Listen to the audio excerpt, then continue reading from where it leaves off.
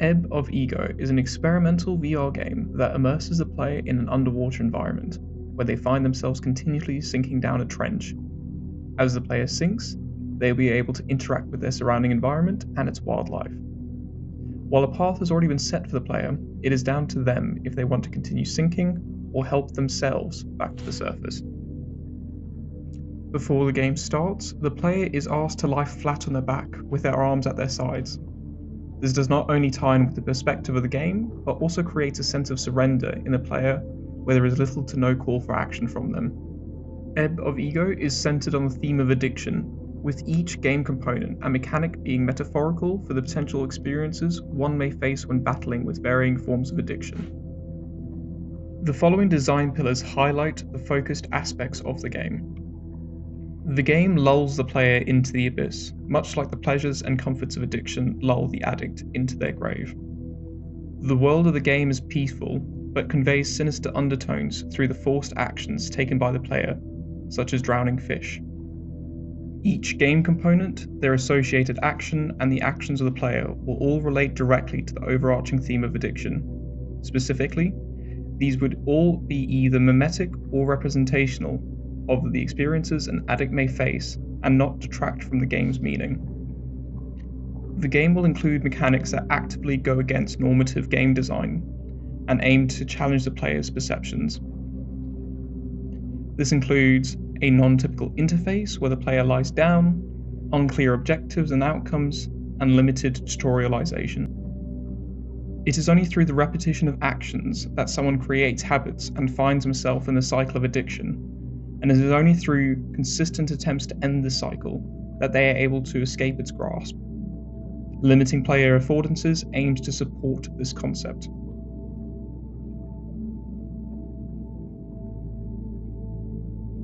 The player character is continuously sinking further and further along an underwater trench with walls on either side of them towards the ocean floor.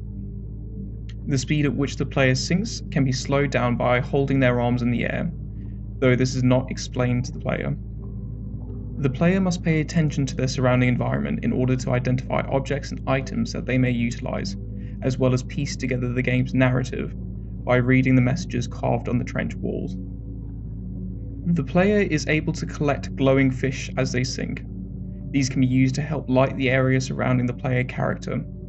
Holding the fish for too long will kill the fish.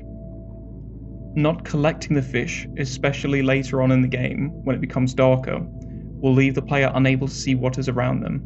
This aims to create a feeling of isolation and fear in the player. The player is able to collect large black pearls during their descent. These may provide an aesthetic reward to the player, but have no functionality other than weighing them down and causing them to sink faster. As the player sinks, a set of tendrils periodically descend from the surface of the water and attempt to partially drag the player avatar upwards each time. This triggers a sort of quick time event where the player will either have to fight these tendrils off by shaking the controller, or give in to them. The longer the player keeps their arms suspended in the air, the more often these tendrils appear.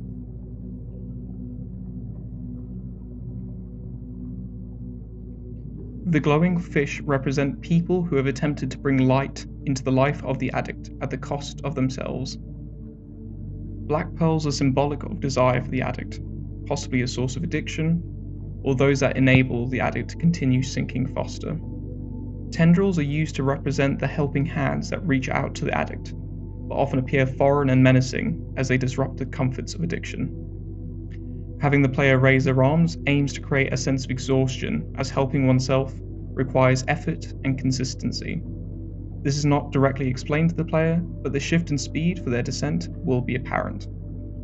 The messages carved into the walls of the trench are representative of the messages that may be brought up during an intervention. The game has been designed so that the player does not contemplate whether or not they have won or lost, but instead question their actions and if they reach their desired outcome, allowing them to impart their meaning into the game. The player character has already fallen into addiction, therefore taking no action to stop themselves from sinking will see them continue their descent until they have reached the end when it is too late. On the other hand, consistently accepting help by giving in to the tendrils, as well as helping themselves by continuously raising their arms, is the only way that the player is able to reach the surface and escape this addiction.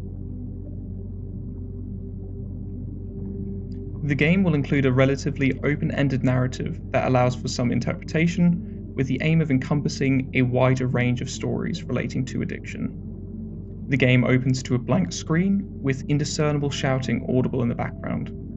The sound of crashing water is then heard as the screen fades in, and the player appears underwater amongst the calm and empty shallows.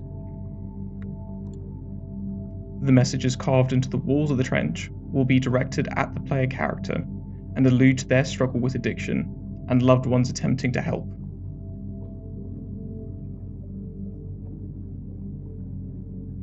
The visual design for Ebb of Ego is inspired by the game Absu and the vibrant coral reefs found in the Indian and South Atlantic Oceans surrounding South Africa.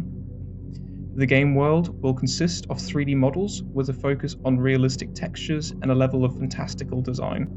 Apart from the initial menu, the game will feature no user interface elements during the gameplay, as to not detract from the immersive experience of the game world. The design of the game world and its visuals aim to create a picturesque scenery that the player wants to be in.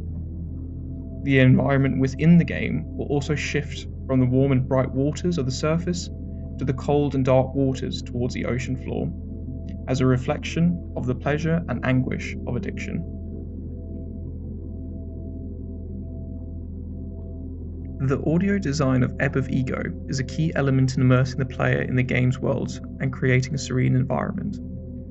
The game will make use of a singular dynamic track consisting of ambient noises and soundscapes that transform to reflect the surrounding environment, similar to the background music for this presentation. For example, the area closest to the water's surface would make use of brighter sounding notes, while the deeper areas make use of denser, colder sound. This change in audio aims to create additional contrast between the varying depths, while also instilling a sense of change in the player.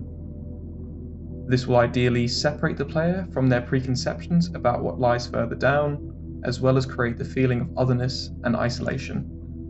Realistic sound effects will also be used for events like fending off the tendrils or grabbing glowfish, with the aim of enhancing the player's experience and driving their actions, while subverting their meaning. Ebb of Ego appears as a means of expression, as well as an exploration of my experiences with this topic. The game does not attempt to encompass every aspect of addiction, or indeed create any justification for addiction. However, it does attempt to invoke a number of similar emotions and actions that one may encounter during a battle with addiction, allowing for a new understanding to be created. The game's experimental nature allows for the positioning of the player as both a passive viewer and an active configurator of the game's meaning, better aligning them with the actions and emotions of someone battling addiction. The idea of being underwater has always carried a sense of both comfort and fear for me, and it is within this dichotomy that I believe addiction lies, and where Ebb of Ego's meaning may shine through.